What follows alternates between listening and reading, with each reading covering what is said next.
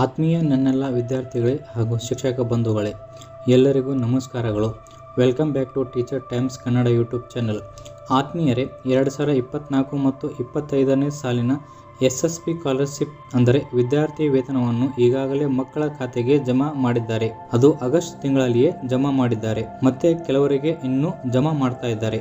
ಈ ವಿಡಿಯೋದಲ್ಲಿ ಮಕ್ಕಳ ಖಾತೆಗೆ ಸ್ಕಾಲರ್ಶಿಪ್ ಜಮೆ ಆಗಿದೆಯೋ ಅಥವಾ ಇಲ್ಲವೋ ಎಂದು ಯಾವ ರೀತಿ ತಿಳಿದುಕೊಳ್ಳಬಹುದು ಮತ್ತು ಹಣ ಜಮಾ ಆಗದ ವಿದ್ಯಾರ್ಥಿಗಳು ಅಂದರೆ ಅರ್ಜಿ ರಿಜೆಕ್ಟ್ ಆದ ವಿದ್ಯಾರ್ಥಿಗಳು ಯಾವ ರೀತಿ ತಮ್ಮ ಪ್ರಾಬ್ಲಮ್ ಅನ್ನು ಸಾಲ್ವ್ ಮಾಡಿಕೊಳ್ಳಬಹುದು ಎಂದು ಈ ವಿಡಿಯೋದಲ್ಲಿ ತಿಳಿಸುತ್ತೇನೆ.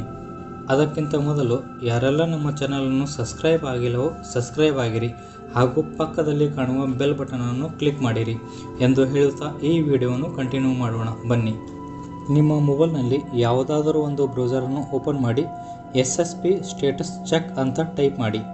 ಹೀಗೆ ಎಂಟರ್ ಮಾಡಿದಾಗ ನಿಮಗೆ ಈ ಥರ ಒಂದು ವಿಂಡೋ ಓಪನ್ ಆಗುತ್ತದೆ. ನಿಮಗೆ ಕಾಣುವ ಮೊದಲನೇ ಆಯ್ಕೆಯಾದ state scholarship portal P metric ಮೇಲೆ ಕ್ಲಿಕ್ ಮಾಡಿರಿ. ನಿಮಗೆ ಈ ರೀತಿಯಾದ ಒಂದು ಪೇಜ್ ಓಪನ್ ಆಗುತ್ತದೆ. ಇಲ್ಲಿ ನಾವು ವಿದ್ಯಾರ್ಥಿಗಳ ಖಾತೆಗೆ ಹಣ ಜಮಾ ಆಗಿದೆಯೋ ಅಥವಾ ಇಲ್ಲವೋ ಎಂಬುದನ್ನು ತಿಳಿಯಲು ವಿದ್ಯಾರ್ಥಿಗಳ SATS ಸಂಖ್ಯೆಯನ್ನು ಎಂಟರ್ ಮಾಡಬೇಕು. ನಂತರ ನಿಮಗೆ ಯಾವ ವರ್ಷದ ಮಾಹಿತಿ ಆ ಇಯರ್ ಅನ್ನು ಸೆಲೆಕ್ಟ್ ಮಾಡಬೇಕು. ಇಲ್ಲಿ ಹುಡುಕು ಎಂಬಲ್ಲಿ ಕ್ಲಿಕ್ ಮಾಡಿ. ಇಲ್ಲಿ ಸ್ಕ್ರೋಲ್ ಡೌನ್ ಮಾಡಿದಾಗ ಸ್ಟೂಡೆಂಟ್ ಡೀಟೇಲ್ಸ್ ಅಂತ ಕಾಣ್ತಾ ಇದೆ. ಇಲ್ಲಿ ಅಕಾಡೆಮಿಕ್ ಇಯರ್, SATS ID, ನಂತರ ಹೆಸರು, ಆಧಾರ್ನಲ್ಲಿರುವಂತಹ ಹೆಸರು ಮತ್ತು ವಿದ್ಯಾರ್ಥಿಗಳಿಗೆ ಸಂಬಂಧಿಸಿದ ಎಲ್ಲ ಮಾಹಿತಿ ಕಾಣ್ತಾ ಇದೆ. ನಾವು ಇಲ್ಲಿ ಗಮನಿಸಬೇಕಾದ ಅಂಶ ಏನೆಂದರೆ ವೆರಿಫಿಕೇಷನ್ ಎಂಬಲ್ಲಿ ಅಪ್ರೂವ್ಡ್ ಅಂತ ಬಂದಿರಬೇಕು. ಮತ್ತು ಒಂದು ವೇಳೆ ರಿಜೆಕ್ಟ್ ಆಗಿದ್ದರೆ ಇಲ್ಲಿ ಕಾರಣವನ್ನು ನೀಡಿರುತ್ತಾರೆ. ನಿಮ್ಮ ಖಾತೆಗೆ ಈಗಾಗಲೇ ಹಣ ಜಮಾ ಆಗಿದ್ದರೆ ಸ್ಯಾಂಕ್ಷನ್ಡ್ ಎಂದು ಬಂದಿರುತ್ತದೆ. ಇಲ್ಲಿ ಎಷ್ಟು ಹಣ ಜಮಾ ಆಗಿದೆ ಎಂಬ ಮಾಹಿತಿ ಇಲ್ಲಿರುತ್ತದೆ. ಮತ್ತು ಇಲ್ಲಿ ನಿಮ್ಮ ಯಾವ ಬ್ಯಾಂಕ್ ಖಾತೆಗೆ ಹಣ ಜಮಾ ಆಗಿದೆ ಎಂದು ಇಲ್ಲಿ ನೀಡಿರುತ್ತಾರೆ.